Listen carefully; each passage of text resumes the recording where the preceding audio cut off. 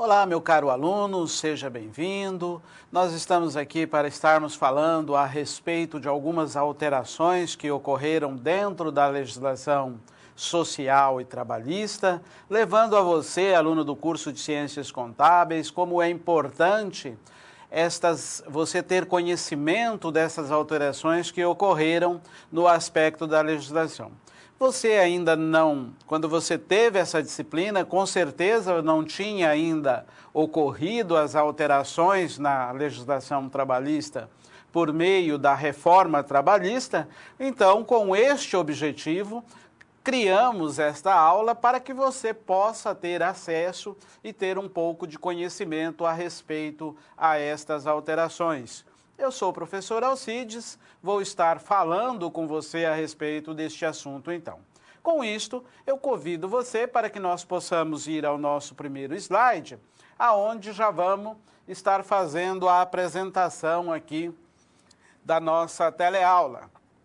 Olha só, esta unidade nós vamos então estar trabalhando a respeito desta questão da legislação social e trabalhista, falando a respeito dos impactos, da Lei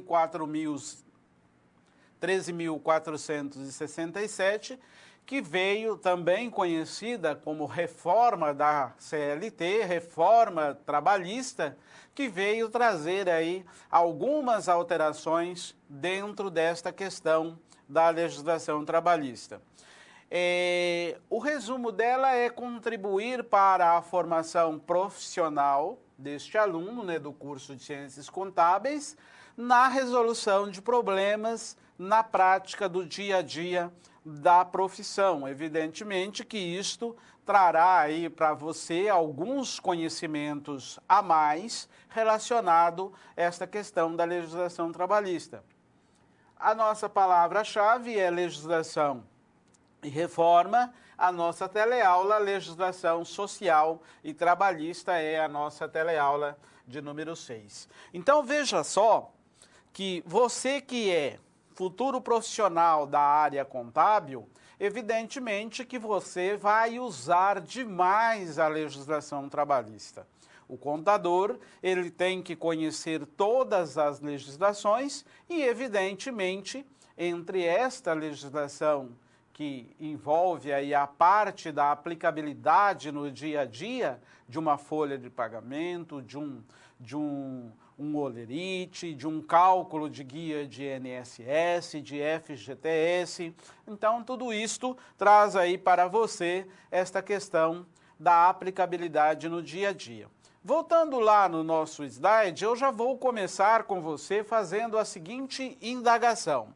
Você sabe o que de fato mudou na relação de trabalho com a Lei 13.467 de 2017?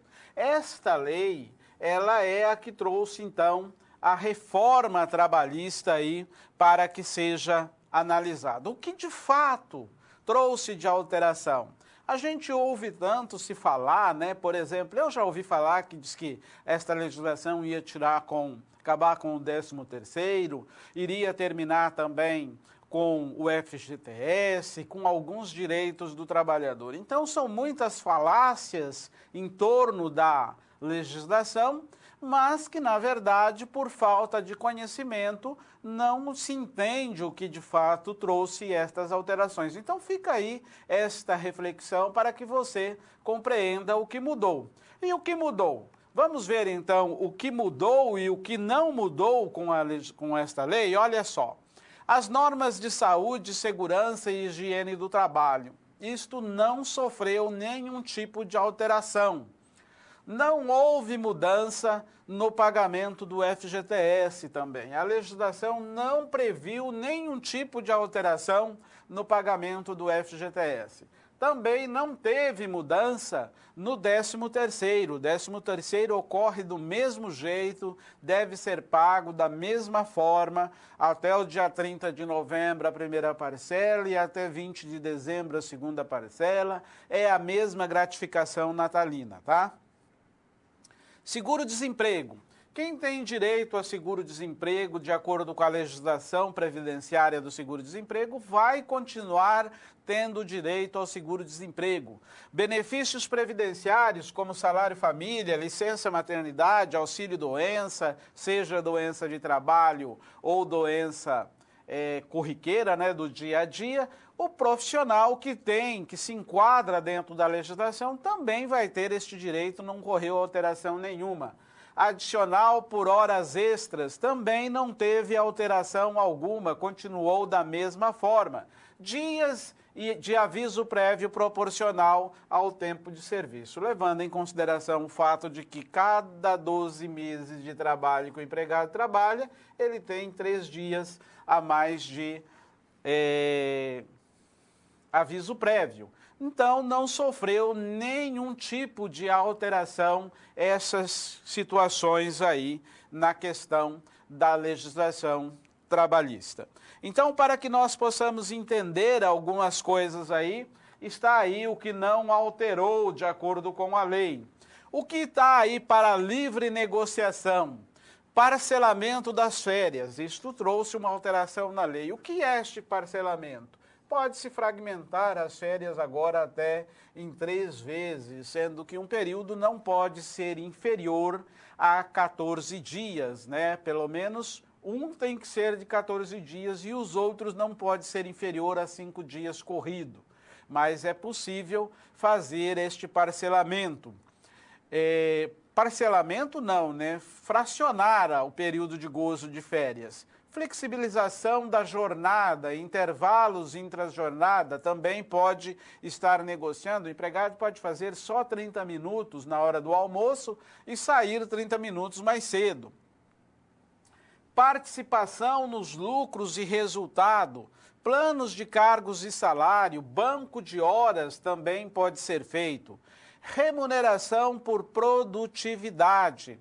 O trabalho por home office, né, ou o trabalho remoto, o teletrabalho, o contrato intermitente, rescisão consensual, aviso prévio e pagamento das verbas rescisórias. Tudo isto está aí, trouxe alteração na nova legislação e isto irá, então, pode sofrer alteração na hora de fazer o nosso trabalho no dia a dia. Mas, para isso, nós precisamos entender alguns detalhes, tá? O artigo 2º da Consolidação da Lei do Trabalho, ela trata do que é empregador. A empresa individual, coletiva, que assume os riscos da atividade econômica, admite, assalaria, dirige a prestação pessoal de serviço.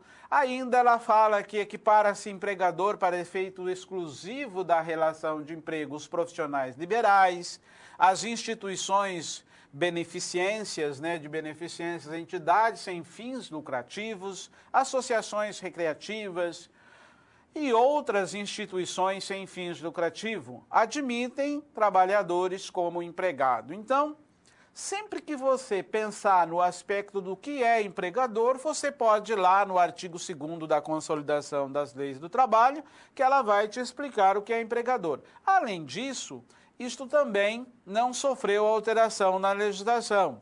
Os tipos de empregador pode ser pessoa jurídica, pessoa física. Pessoa jurídica é aquela que tem o seu cadastro no CNPJ, né? Tem o seu ato constitutivo legalmente reconhecido pela lei, é registrado na junta comercial, no cartório ou na OAB, independente do tipo de situação. Dependendo do tipo de situação, do ramo de atividade desta empresa.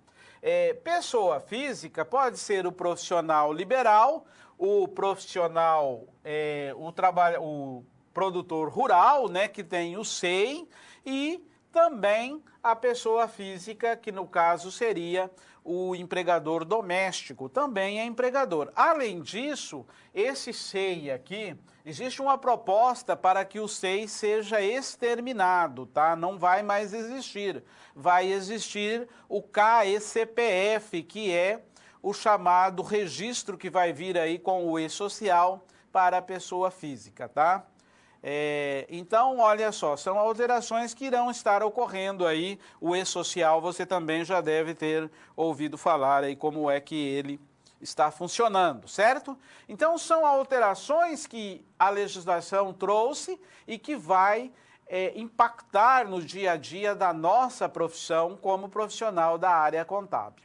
Então, com esse objetivo, a fim de estar aí contribuindo para a sua formação profissional, nós trouxemos aí esta teleaula para que esteja enriquecendo, né, agregando conhecimento no seu dia a dia, a fim de que você esteja melhor informado com relação às alterações que ocorreram na legislação trabalhista. Vamos voltar novamente ao nosso slide, aonde nós já vamos ter aqui acesso agora ao que é empregado neste caso, né? Nós sempre falamos o seguinte, que o empregador é aquele tipo de pessoa, né? Pessoa física, pessoa jurídica.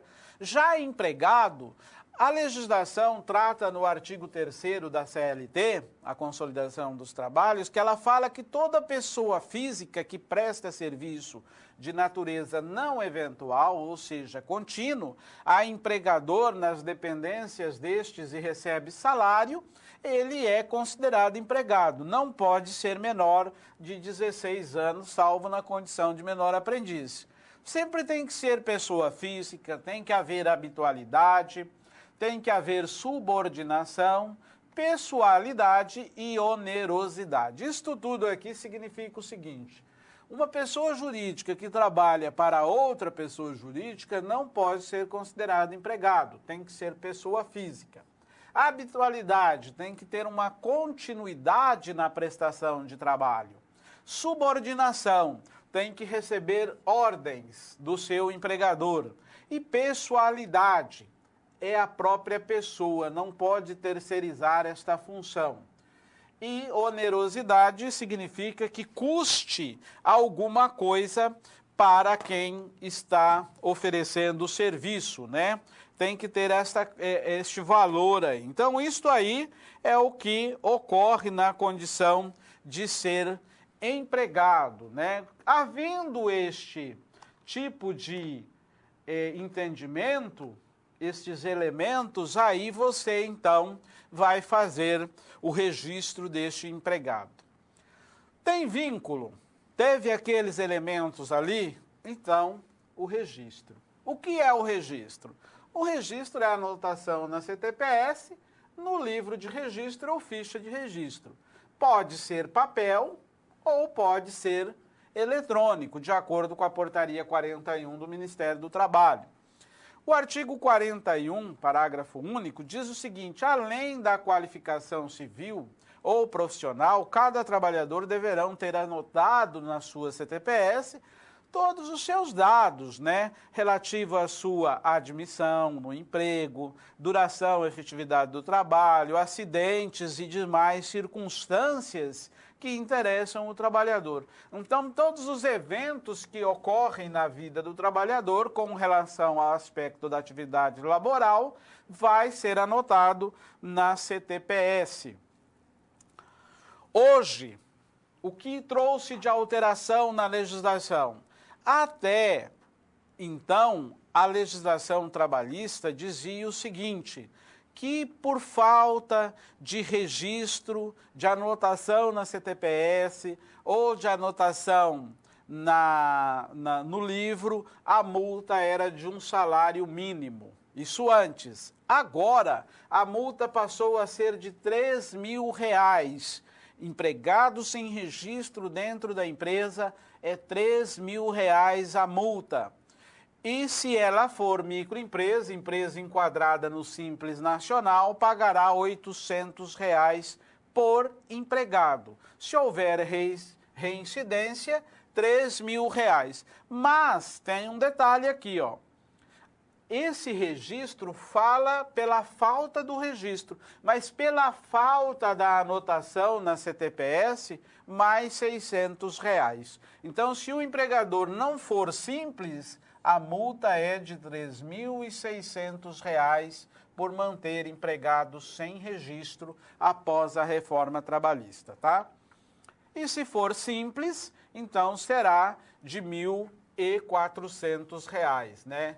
Porque é 800 mais 600 por falta de anotação na CTPS. Quando o empregado não tem registro, ele também não tem anotação de fato na CTPS.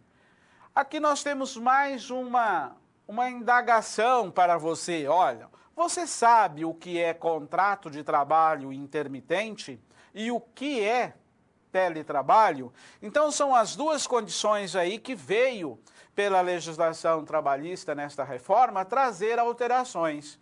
O contrato intermitente é aquele contrato onde a empresa realiza com o empregado esta nova modalidade de contrato que vai pagar somente pelo trabalho dele. Então vamos lá, eu convoco ele para trabalhar 2 horas e eu vou pagar por 2 horas. De primeiro, antes, desde que eu tinha um empregado registrado no meu estabelecimento, se ele trabalhasse, ele recebia o salário dele, se ele não trabalhasse, ele iria receber o salário do mesmo jeito, da mesma forma. Agora não, se a modalidade de contrato for essa. E o teletrabalho é aquele trabalho fora das instalações da empresa, né? Então, isto é contrato intermitente e teletrabalho. Seguindo adiante no nosso próximo quadro, nós vamos ver aqui agora o seguinte, ó.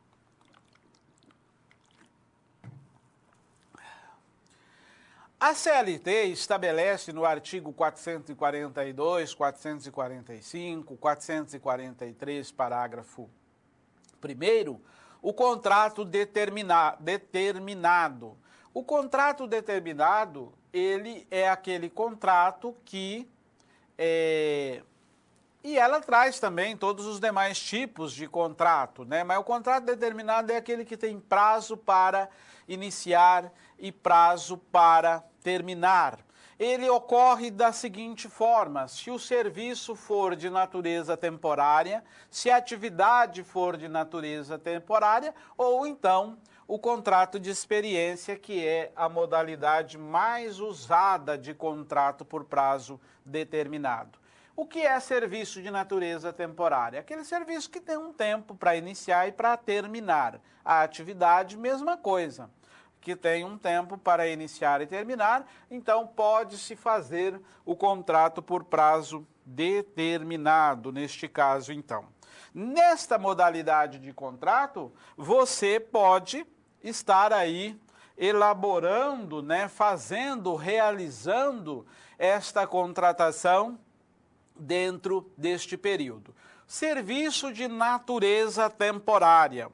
O serviço de natureza temporária é aquele serviço, vamos pensar assim, a safra, ou seja,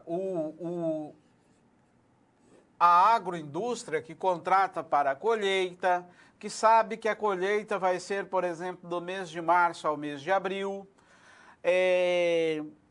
o plantio, né, que pode ser, por exemplo, do mês de abril ao mês de maio, ao mês de junho. Isto tem natureza temporária, né? Esse serviço inicia e termina. Então, ele tem esse prazo. Vamos pensar na época de Natal e Ano Novo, que o comércio contrata empregados. Então, ele pode contratar nesta modalidade. Isto não sofreu alteração pela reforma. Atividade de natureza temporária. Essas atividades de natureza temporária aqui está muito mais ligado com as empresas que têm, por exemplo, de eventos. Vamos pensar no parque de exposição. No parque de exposição, vamos pensar no circo, que ele passa por um determinado local e vai embora, né? Então, isso é uma atividade temporária naquela região. E o contrato de experiência é o contrato mais utilizado aí em todas as modalidades de contrato. Ele estabelece, por exemplo, de acordo com a legislação, o contrato de experiência ele pode ser feito por até 90 dias, podendo ser renovado uma vez dentro deste período, né? Ou seja, você contrata um empregado e faz o contrato de experiência por 30 dias, e aí você pode renovar por mais 60, desde que não ultrapasse os 90 dias. Você faz por 60 dias e pode renovar por mais 30. Somente uma renovação, tá? Você não pode fazer por 30, renovar por mais 30 e depois por mais 30, ainda que não passe o período máximo de 90 dias, mas você não pode renovar mais que uma vez. Esse é o contrato de experiência, é feito entre as partes para que ambos se conheçam. Ele, neste período do contrato de experiência, se o empregador ou qualquer uma das partes se desligar antes do término do contrato de experiência, tem que indenizar a outra parte com 50% do tempo que falta. O contrato de experiência terminado, a demissão ocorra bem no dia do término do contrato de experiência, também extingue a obrigação do empregador recolher os 40% da multa. Ele dispensa o aviso prévio. Tudo isso se não tiver no contrato cláusula securatória, porque se colocar a cláusula, aí pode dispensar, mas só que daí é regido como se fosse contrato por prazo indeterminado, tá? Então, o contrato de experiência, ele tem essas nuances aí que precisa ser observado de acordo com o que a lei fala e está aí nestes artigos 442 a 445 da CLT. Então, é só analisar ali que você vai entender melhor essa questão do contrato de experiência. No nosso próximo quadro, nós vamos falar agora do contrato intermitente. O artigo 443 considera-se como intermitente o contrato de trabalho no qual a prestação de serviço com subordinação não é contínua, tá? Ocorrendo com alternância de períodos de prestação de serviço e de inatividade, determinados em horas, dias ou meses, independentemente do tipo da atividade do empregado e do empregador, exceto para a aeronáutica, regido por legislação e normas próprias, né? Então, olha, este é o contrato de trabalho considerado pela lei como intermitente. É aquele que ocorre em período de prestação de serviço e de inatividade. Então, olha, é uma nova modalidade de contrato que veio aí para alterar os contratos de trabalho de acordo com o entendimento anterior da CLT. O contrato de trabalho intermitente, ele deve ser elaborado por escrito. Quando falo por escrito, quero dizer que deve ser anotado na CTPS. Agora, se preciso fazer alguns adendos, você pode também acrescentar dados, né, especificações, cláusulas em contrato assinado paralelamente, mas não dispensa as anotações na CTPS, tá? E deve conter especificamente o valor da hora do trabalho, que não pode ser inferior à hora de um salário mínimo nacional ou aquele devido demais empregados do estabelecimento que exerçam a mesma função em contrato intermitente ou não. Então, vamos parar para fazermos uma análise aqui, ó. Considera comigo. Digamos que você tem lá 4 empregados e cada um destes empregados recebe R$2.000 e todos eles exercem a mesma função.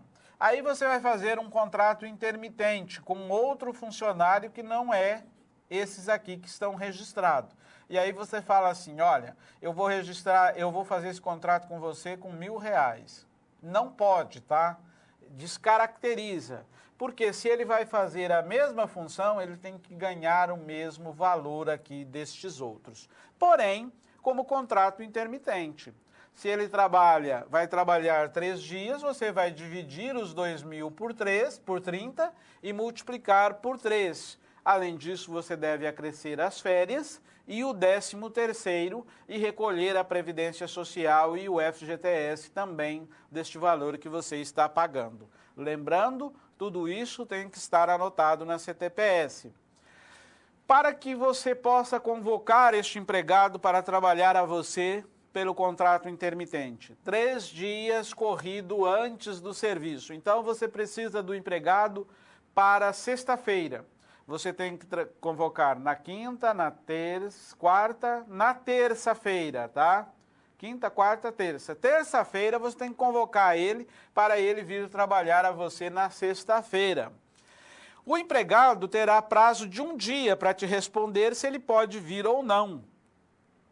Ele vai dizer para você por WhatsApp, ou por e-mail, ou por telefonema, carta, e vai falar, olha, eu não posso ir. Se ele não puder ir, isto não caracteriza a rescisão de contrato de trabalho. Quando você faz um contrato intermitente, você já você já tem que analisar este risco que muitas vezes o empregado pode não vir. Por quê? Porque no dia em que você convocar ele pode estar trabalhando em outro emprego, que também é contrato intermitente. O contrato intermitente dá ao empregado a flexibilidade dele poder ter 4, 5 vínculos empregatícios ao mesmo tempo, tá?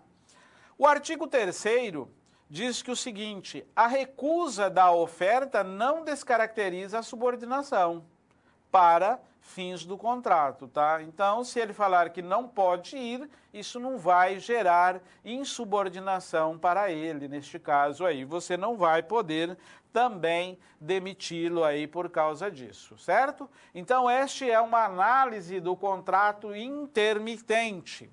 A oferta aceita, a parte que descumprir sem justo motivo pagará a multa de 50% da remuneração que seria devido. Então vamos lá. Você me convocou para ir trabalhar a você e eu falei que eu ia. Fui trabalhar. Aí você me precisava do meu serviço para 3 dias, tá? Eu fui trabalhar e aí trabalhei 1 dia para você, resolvi que não ia mais trabalhar. Aí, então, eu tenho que pagar multa de 50% do valor que nós contratamos os 3 dias. É isso que a lei fala. O período de inatividade não será considerado tempo à disposição do empregador, podendo o trabalhador prestar serviços a outros contratantes. Aqui volta naquela questão dos vários vínculos, né? Mas você, pelo contrato, pela modalidade do contrato intermitente, você irá pagar para a minha pessoa somente o valor dos 3 dias de serviço pelo qual você me contratou. Nestes 3 dias, vai ter a incidência de todos os encargos sociais inerente ao direito do trabalhador, de acordo com o que estabelece a própria legislação trabalhista, neste caso aí. Ao final de cada serviço, o empregado recebe a remuneração, as férias proporcionais com o acréscimo de 1/3, de acordo com o que é estabelecido, o 13º salário proporcional, o repouso semanal remunerado e adicionais legais. Adicionais legais, digamos assim, que o trabalho seja insalubre, eu tenho que receber pela insalubridade. Se for perigoso, eu vou receber pela periculosidade. Se eu fiz horas extras dentro daquele período ali, eu tenho que receber os 50% de adicional das horas extras. Se eu fiz também, recebi verbas variáveis, eu vou receber sobre o meu repouso semanal remunerado o reflexo sobre este repouso. Então, olha, a modalidade do contrato com relação aos direitos de remuneração, ele não trouxe alteração. o recibo de pagamento deverá conter a discriminação dos valores pagos relativo a cada uma das parcelas que foram recolhidas, né, paga por empregado, referidas no parágrafo 6º do referido artigo 443. Vai fazer um contrato intermitente, você vai elaborar com o seu... vai oferecer assessoria para o seu cliente, para que ele faça um contrato intermitente. Eu estou falando aqui como se você fosse um profissional que estivesse prestando assessoria contábil e trabalhista para um cliente, o que é comum na nossa área, né, como contador. Nós, os empresários da área contábil, o que nós prestamos é assessoria, e aí então você vai ter que levar todas estas informações para ele, como que deve ser feito o contrato intermitente. Professor, é legal? Bom, está na lei. Já está na lei desde 2017, de novembro de 2017. Se tem bastante contrato intermitente ou não, aí é outro fato que precisa ser analisado. Mas está na lei, a lei permite, é só começar a elaborar e fazer, tá? A lei já foi alterada. Por enquanto, com relação a entendimento, a jurisprudência, a normas de instrução, ainda nós não temos muito a ver relacionado normas, né, regulamentadora com relação a esta questão do contrato intermitente. Mas são alterações que veio na legislação, e se você encontrar no seu dia a dia, você já tem aí plena condição de ter conhecimento e estar prestando este serviço com relação a esta modalidade de contrato. No nosso próximo quadro, nós vamos falar ainda do contrato intermitente, observando aqui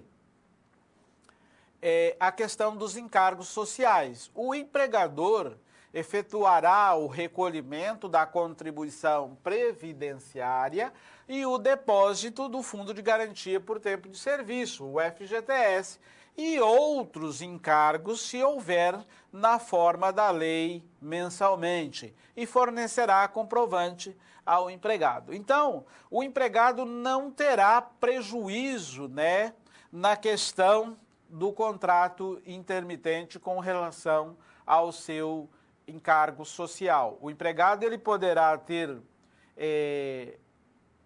10 empregos, 10 vínculos, desde que ele consiga administrar tudo isso. Não tem impedimento de quantidade. As férias, a cada 12 meses, o empregado adquire o direito a usufruir, nos 12 meses subsequentes, um mês de férias, período no qual não poderá ser convocado para prestar serviço pelo mesmo empregador. Professor, mas fica meio fora de parâmetro, né, essa questão das férias para o contrato intermitente. O que a lei quis dizer, o que a lei quis prever, é que as férias do contrato intermitente não irá gerar nenhum custo para o empregador, uma vez que cada trabalho prestado, ele já recolhe as férias, ele já paga as férias antecipadas para o empregado. O que a lei quis também trazer é o seguinte, que dentro do período de 12 meses, lá no momento em que o empregado queira ir viajar com a sua família, tirar um período de descanso, nenhum empregador poderá convocá-lo, tá? Ele está de férias nesse período e ele, então, tem o direito de se manter em repouso sem prejuízo do seu vínculo empregatício. Ele continua com o vínculo empregatício lá, porém, não está gerando nenhum custo para o seu empregador. O senão disto é que, neste momento, ele não pode ser convocado para prestar serviço para tal empregador. Então, é isto que as férias está dizendo, a lei está dizendo com relação às férias deste empregado. Seguindo adiante no nosso quadro, agora vamos ver aqui o artigo 75A da CLT, ele estabelece o regime de trabalho ou como batizado aí este regime de trabalho como home office, que na verdade é o teletrabalho, né? Mais conhecido, até mais correto que essa nomenclatura como teletrabalho. Por quê? Porque quando nós falamos em home office, dá a entender, né, imediatamente nós já temos a entender que seja o trabalho em casa. E na verdade não é isto que a legislação trata. A legislação ela fala o seguinte, que o trabalho de home office é um trabalho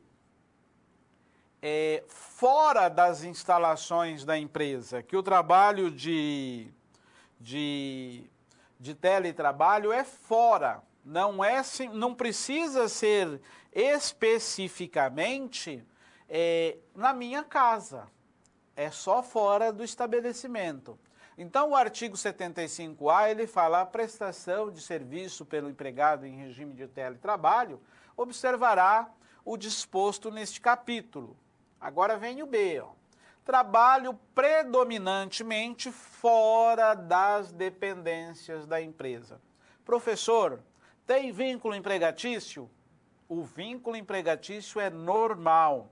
Aqui não é igual o intermitente, tá? Aqui é diferente. Aqui o empregado vai ser anotado na CTPS igual e no livro de registro de trabalho igual o intermitente, porém aqui, se ele trabalhar, tiver serviço para ele fazer, ele vai receber, e se não tiver, ele vai fazer também. O que não constitua um trabalho externo. Não pode aqui querer confundir teletrabalho com trabalho externo. Vamos pensar no office boy. O office boy trabalha basicamente externamente na empresa, levando, buscando documentos, né?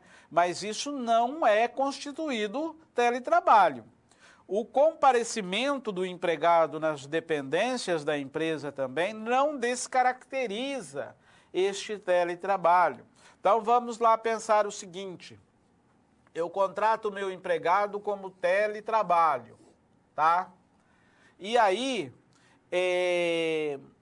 ele trabalha lá na casa dele ou em qualquer outro lugar onde está estabelecido para ele trabalhar, e ele, lá uma semana, ele precisa ir trabalhar lá dentro da empresa. Isso não descaracteriza o nosso contrato de trabalho, continua a mesma validade, né? Continua sendo considerado como teletrabalho. Então, olha, contrato intermitente e teletrabalho é mudança na legislação que está aí com a Lei 3.467.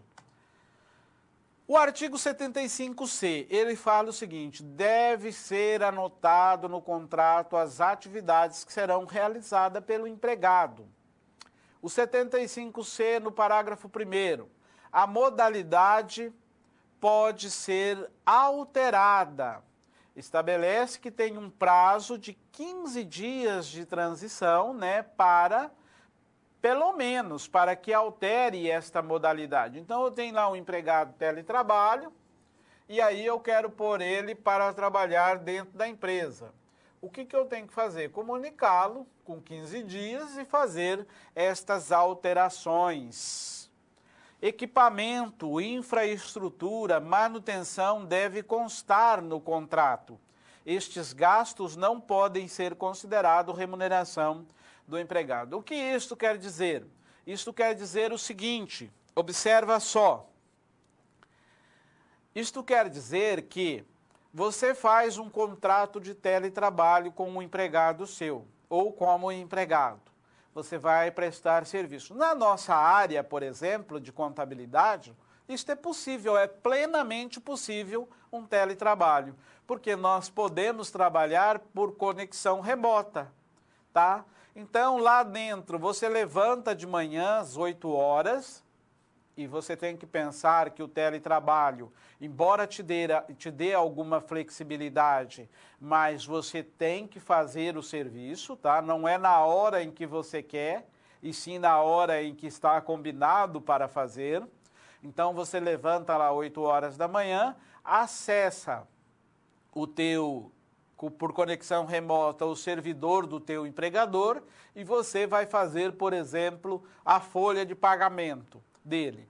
Então, você vai lá, faz a folha de pagamento dele por teletrabalho, sem problema nenhum, e está realizando o teu trabalho de fora da empresa, cumprindo as suas funções.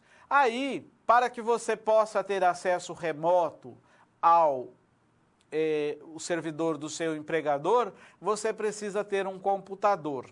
Aí você vai e compra esse computador, ou você não pode comprar, a empresa compra.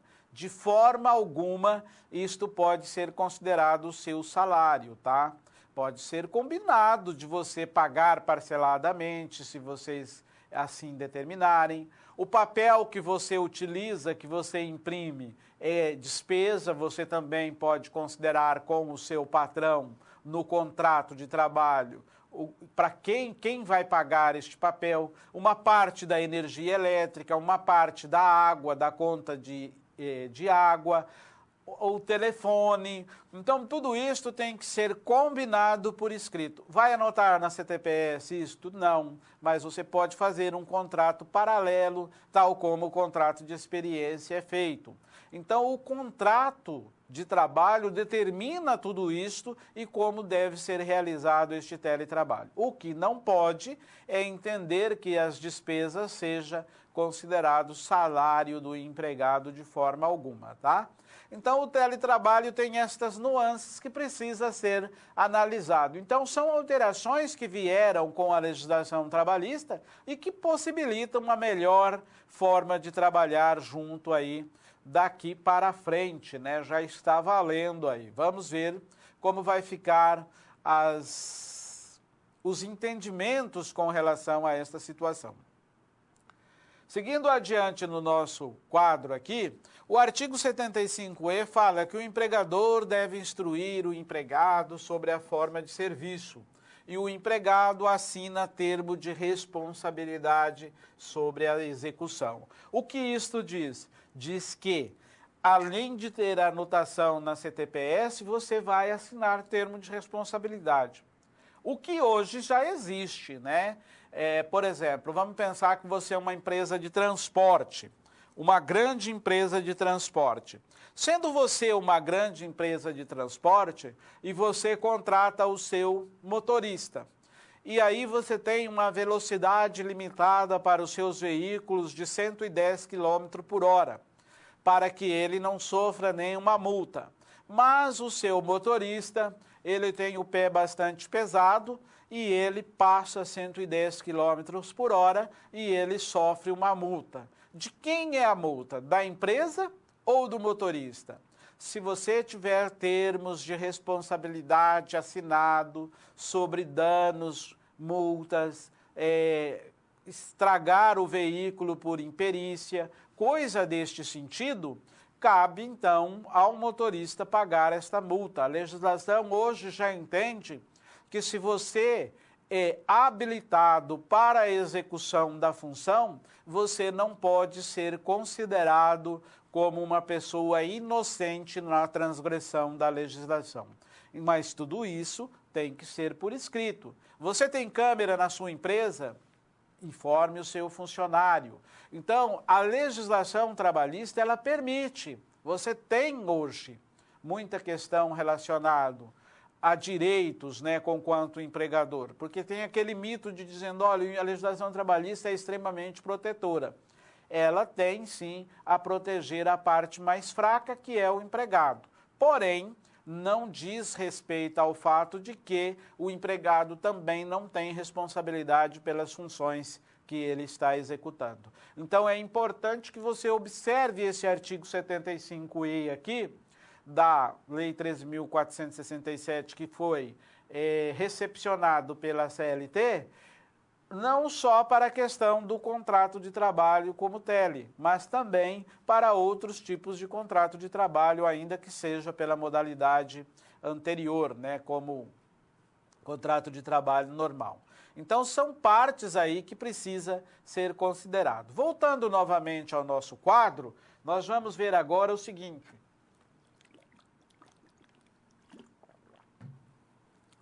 Ó, nós temos aqui um momento de pensamento também, né, de reflexão. O que é horário in itinere? Você já ouviu falar nesta questão de horário in itinere, né, um in itinere, que muita gente comenta? Ah, o que é isto? Como isto é? Como isto funciona? O empregado, a partir do momento em que ele sai da sua residência, ele já está à disposição da empresa, ele já é considerado na sua função de trabalho.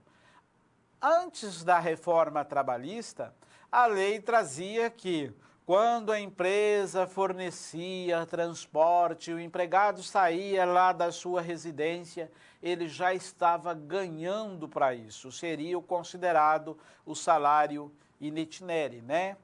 Hoje, o horário in itinere. Hoje, com a reforma trabalhista, este período aqui de transição do empregado da sua casa até a empresa, independente de ser fornecido transporte pela empresa, ou seja, transporte próprio ou transporte público, não é mais considerado salário horário in itinere. Professor, mas e se ele sofrer um acidente? Não.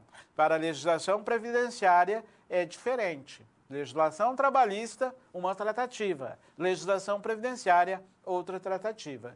Se ele estiver registrado na empresa, recolhendo previdência social normalmente, e sofrer um acidente, indo da sua casa para o trabalho ou vice-versa, ele tem o direito, sim, a encostar por acidente de trabalho na previdência social. Então é diferente, tá? São duas situações que precisam ser considerado com bastante atenção.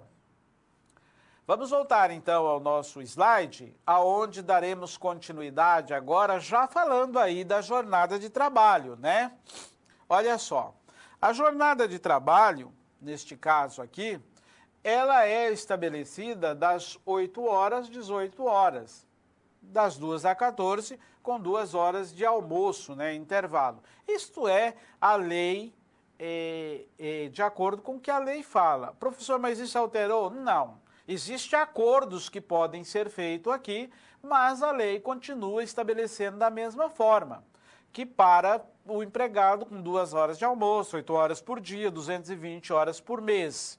Horas que excedem, deve ser pago como contrato, como hora extra. Não pode exceder 2 horas extras por dia. Precisa fazer mais que 2 horas extras por dia? Precisa. Então, aí tem que ser estudado, né? Existe uma flexibilidade aí nessa questão desta análise com a nova legislação.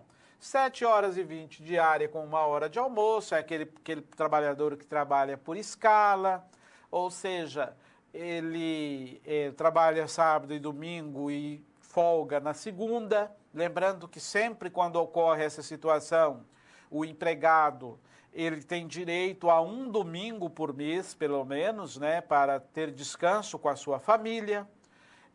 O horário sem intervalo, 6 horas por dia, é considerado uma jornada. Então, essa questão de hora tem que observar. Se o empregado entra às 8 e para o almoço às 14, olha só, ele já fez 6 horas, né, diária direto.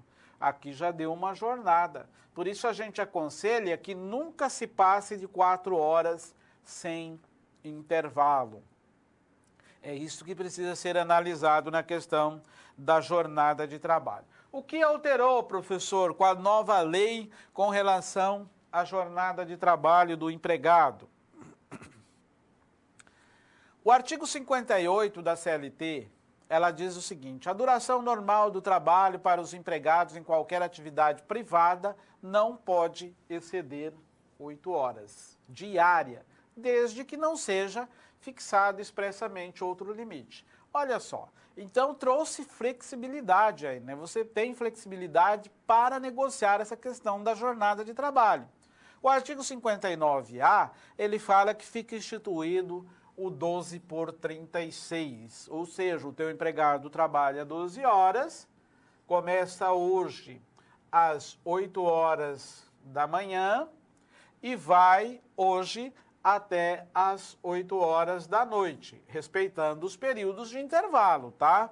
Ele trabalhou 12 horas por dia. Então, ele vai ficar à noite, esta noite, das 8 até as 8 da manhã de intervalo, o dia inteiro amanhã e mais a noite inteira do amanhã. Ele vai voltar a trabalhar, então, neste caso aqui, na quarta-feira à noite. Então, 12 por 36 é uma questão que veio aí para a legislação, independente da função e do ramo da atividade do empregador. Trabalho em regime parcial. Quando o empregado trabalha 30 horas mensais ou 26 horas, 30 horas semanais ou 26 semanais, com 6 horas extra. Se ele trabalha 26 horas semanais, ele pode fazer 6 horas extras. Então, ele vai dar 6 horas extras por semana. Então, nesse caso, vai dar 32 horas, né, semanais. Ou 30 horas semanal sem hora extra. O que é isso de mudança? Na legislação anterior, ele não podia fazer mais que 25 horas, né, semanais para ser considerado horário parcial. Neste caso, até então, ele não tinha direito a 30 dias de férias. Agora, com a nova legislação, ele passou a ter direito a 30 dias de férias se ele trabalhar assim. Podendo até fragmentar em 3 períodos, vender 1/3 de férias, fica aí a critério dele, se ele assim combinar com o seu empregador. A intrajornada são as horas que a legislação exige que o empregado tenha de descanso entre uma jornada e outra com o mínimo de 11 horas. Esse mínimo de 11 horas permaneceu, porém, precisa ser analisado a questão da flexibilidade aí, que também é permitido, porque evidentemente que se o empregado fizer mais do que 2 horas extra no dia, ele acaba por não ter, né, 11 horas de período intrajornada. O artigo 59 da CLT, ele trouxe assim: estabelece a possibilidade de o empregado e empregador pactuar banco de horas. Mediante convenção coletiva ou acordo coletivo, ele pode compensar em até 12 meses, desde que não exceda 10 horas por dia. Então, se ele fizer 2 horas extra por dia, e isto for pactuado com o sindicato da categoria, ele tem 12 meses para compensar este banco de horas. Se este banco de horas não for, se este acordo não for mediante a convenção coletiva, for individual, tá? Individual, esta compensação tem que ser feita em 6 meses, não é 12 meses, é 6 meses. Então, analisa aí, ó, compensação em 12 meses, mediante acordo e convenção. Compensação com acordo individual diretamente com o empregado, 6 meses.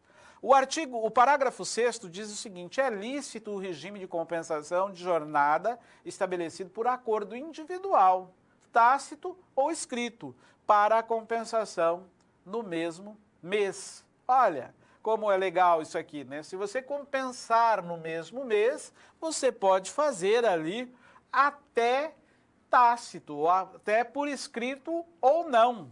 Você pode fazer aí esta compensação. O empregado trabalhou 10 horas hoje, amanhã ele pode trabalhar só 6 horas. Você está compensando juntamente com ele. O artigo 58, no parágrafo 2º, diz o seguinte: o tempo de deslocamento não será mais considerado hora extra. Isso aqui é o in itinere que nós comentamos no início na nossa reflexão.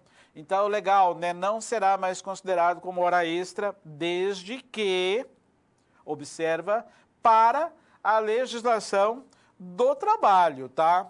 Para a legislação previdenciária não tem problema, então você não pode confundir hora extra legislação do trabalho e legislação previdenciária. Na legislação previdenciária, ele continua tendo o mesmo direito, né?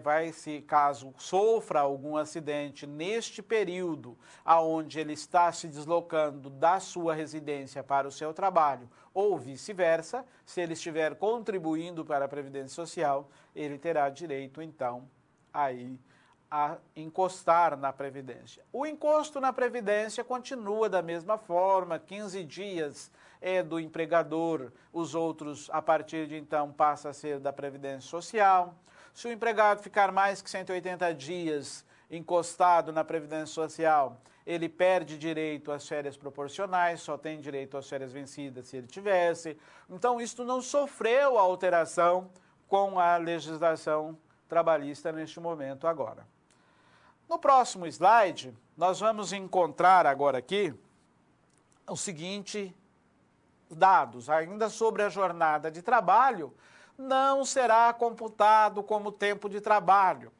As práticas religiosas, descanso, lazer, estudo, alimentação, atividades de relacionamento social, higiene pessoal, trocas de roupa e uniforme quando não houver obrigatoriedade de realizar a troca na empresa.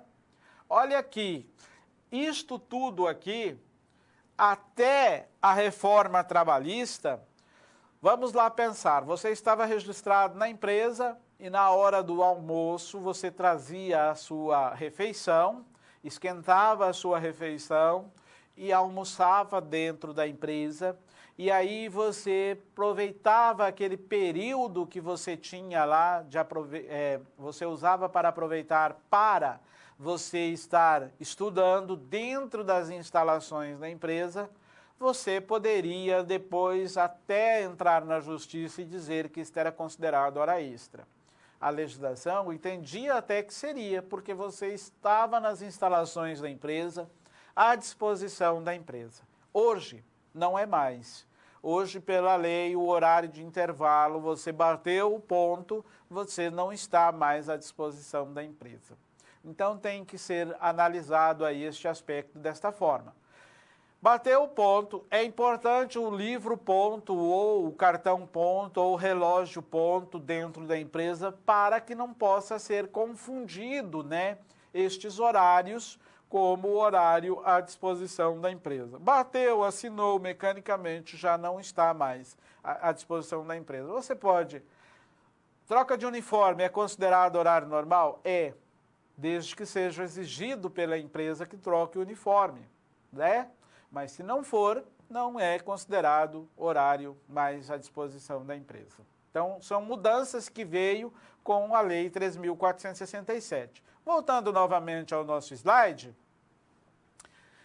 o artigo 58, no parágrafo 1, estabelece o seguinte: serão descontados nem computados como jornada extraordinária as variações de hora extra no registro de ponto, não excedente de 5 minutos, observado o limite máximo de 10 minutos. Sabe aquele negócio? Você vai bater o teu cartão ponto lá, a fila é grande, demora 10 minutos. Aí, isso aqui é considerado hora extra. Já não é mais considerado hora extra, tá?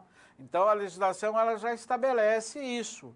Então, observa isto também, que esse tempo aí, de 10 minutos, tanto para cima quanto para baixo, não pode ser considerado horas extras.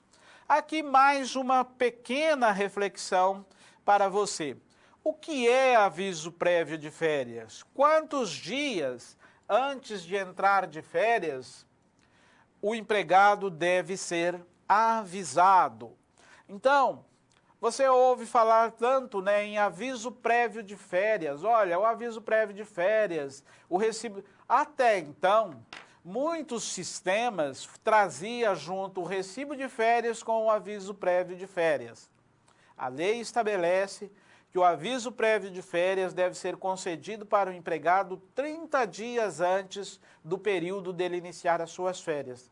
O empregador não pode chegar no empregado e falar assim: olha, amanhã você vai entrar de férias. Poxa, isso aí traz prejuízo para o empregado. Por quê?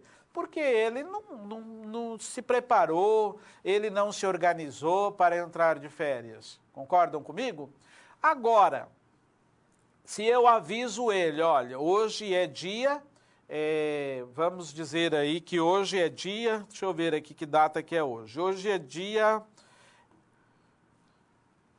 pensando aí que seja dia 10 de agosto. Aí eu vou mandar meu empregado de férias, eu tenho que pôr ele de férias só a partir de 11 de setembro.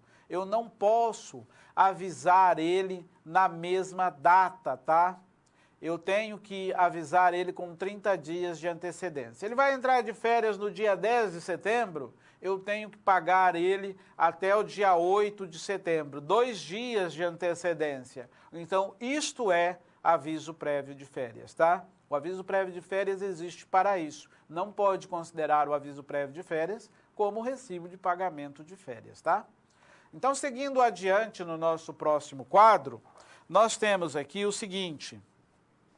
O artigo 129 diz que todo empregado terá direito anualmente ao gozo de um período de férias, sem prejuízo da remuneração de salário. Ou seja, então eu ganho R$1.000, eu vou ficar em casa e ganhar R$1.000. Não, eu vou ganhar R$1.000 mais R$300, né? R$333 aqui, que seria um terço de férias.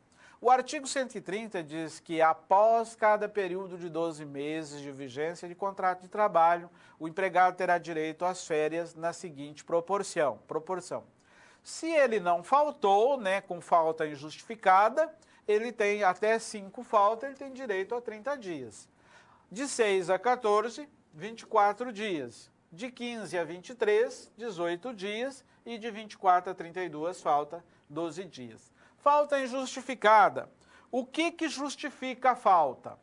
A falta, ela só é justificada, salvo aquelas faltas que está no artigo 473 lá da CLT, que é por núpcia, por morte, alistamento militar, doação de sangue, prestação de serviço à justiça eleitoral. As demais faltas só poderão ser justificadas mediante apresentação de atestado. Que atestado? Médico ou odontológico, tá? Outro atestado nenhum justifica a falta, salvo se estiver em convenção coletiva do trabalho. Se não estiver, outro não justifica. Se você faltou e não justificou, você vai perder nos seus dias de gozo de férias, tá? De acordo com a tabela que estabelece o artigo 130 da CLT. Seguindo adiante ainda com relação às férias, foram 2 as grandes alterações que a Lei 3.467 trouxe nas férias. Primeiro, os empregados contratados em regime parcial passaram a ter dias de férias, a ter 30 dias de férias, podendo converter um terço. Nós falamos atrás lá a questão do horário parcial, né? 26 horas semanais até 30 horas semanais. Se o horário parcial dele for dentro deste limite, ele tem direito a 30 dias. Ah, mas se for 15 horas semanal? Não, aí tem que seguir o que diz a legislação anterior. Pode converter um terço de férias em abono pecuniário. O que é abono pecuniário? Você vende 10 dias das suas férias e volta a trabalhar 10 dias antes. As férias poderão ser concedidas em 3 períodos, desde que um período não seja inferior a 14 dias e os demais a 5 dias corridos, de acordo com o artigo 134 do parágrafo 1º da CLT. Então, esta foi uma das alterações que ocorreram aí nas férias, né? Então, é importante você estar conectado nesta alteração para que você entenda. Mas lembrando que o aviso prévio das férias, a forma de pagamento das férias, isto nada alterou, tá? Então, o empregado resolveu fracionar as suas férias em 3 períodos. Ele vai tirar as férias, primeira, férias de 15 dias e as demais, uma férias de 8 e outra de 7. Ele pode vender um terço dessas férias? Não. Neste caso, ele não pode vender um terço. Neste caso, porque se ele vender um terço, ele fica com 20 dias de férias, né? Então, ele não pode vender. A legislação não prevê isso. A legislação prevê que ele pode vender se ele for gozar os 30 dias corridos. Se ele for fracionar, ele vai tirar 14 dias, você vai fazer o salário dele dividido por 30, multiplicado por 14, aplicar um terço e vai conceder as férias para ele. Ele vai ficar, então, 15 dias na sua casa lá. Certo? Então, essa aí é a grande mudança que ocorreu nas férias. Ainda com relação às férias, nós vamos ter aqui no nosso próximo slide o seguinte. Vamos lá. Não há restrição em fracionar as férias para o empregado maior de 50 anos, nem para a gestante, nem para estudante menor de 18 anos. A lei não trouxe mais, de primeiro, antes desta nova legislação, funcionário maior de 50 anos não podia tirar férias fracionada, tá? Porque até então a lei permitia que você fracionasse as férias, mas não em 3 períodos. No caso das férias coletivas, por exemplo, era fracionada, tá? Agora, só que o empregado com 50 anos, não maior de 50, não podia, nem a gestante, nem o menor de 18. Agora a lei não trouxe mais esta restrição, o que entende-se que pode fracionar. Porém, o empregado menor de 18 anos, ele pode fazer coincidir as suas férias com as férias do período escolar. As férias coletivas poderão ser gozadas em até 2 períodos anuais distintos, desde que nenhum deles seja inferior a 10 dias. Férias coletivas segue a regra anterior, não tem alteração na questão das férias aí neste sentido, tá? Então, férias coletivas, empregado pode gozar em até 2 períodos, né? A empresa quer dar só 20 dias de férias coletivas, ela pode. Lembrando que férias coletivas é regras de férias coletiva. Ela não pode ser concedida para um determinado estabelecimento e deixar um empregado trabalhando, ou para um determinado setor e deixar o empregado trabalhando. É coletivo, é todos os empregados dos setores ou todos os empregados da empresa, se for a empresa inteira que for entrar em férias coletivas. Ficou um, já não é considerado férias coletiva, tá? Então, são pequenos detalhes que devem ser observados. Férias coletiva alterou pela legislação? Não. Continua as modalidades da legislação antiga.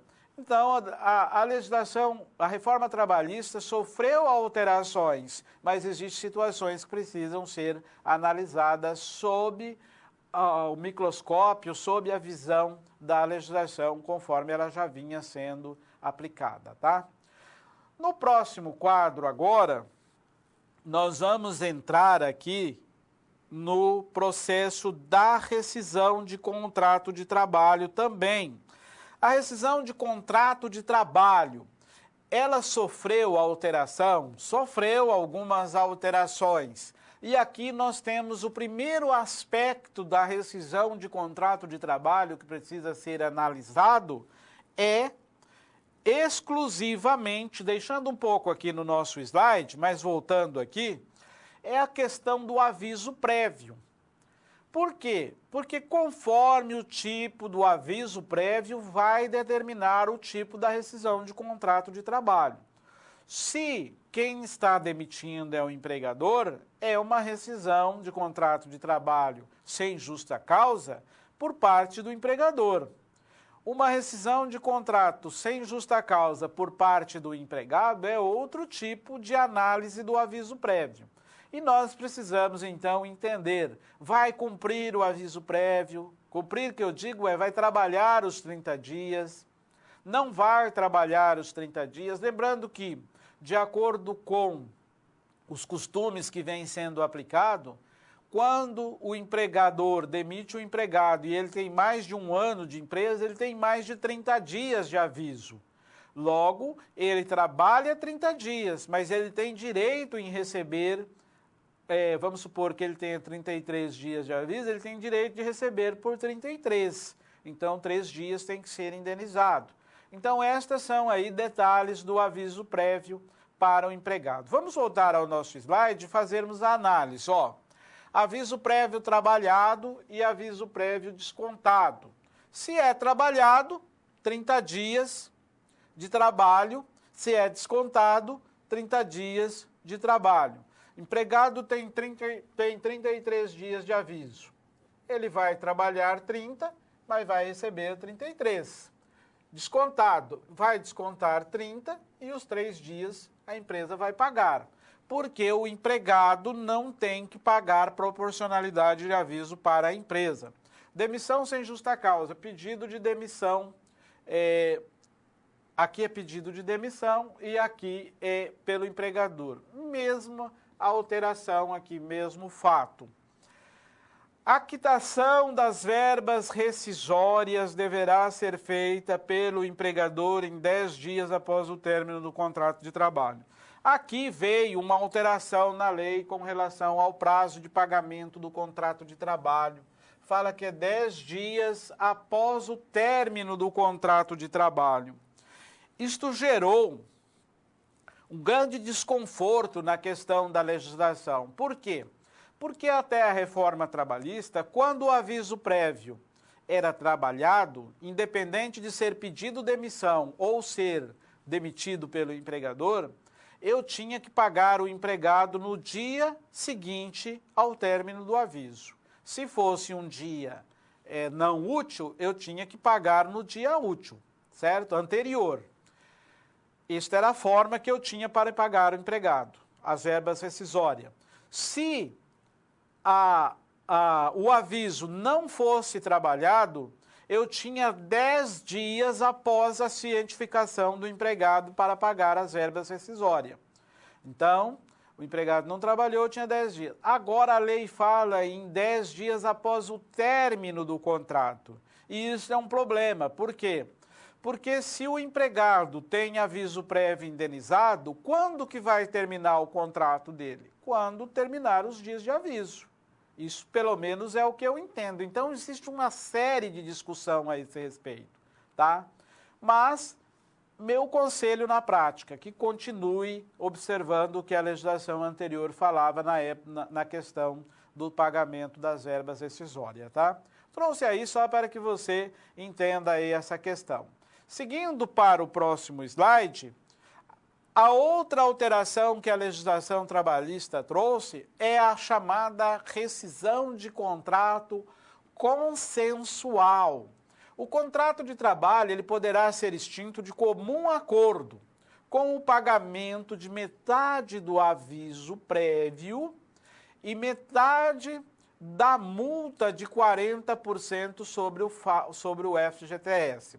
O empregado poderá ainda movimentar até 80% do valor do depósito pela empresa na conta do FGTS, mas não terá direito ao seguro-desemprego. Artigo 484.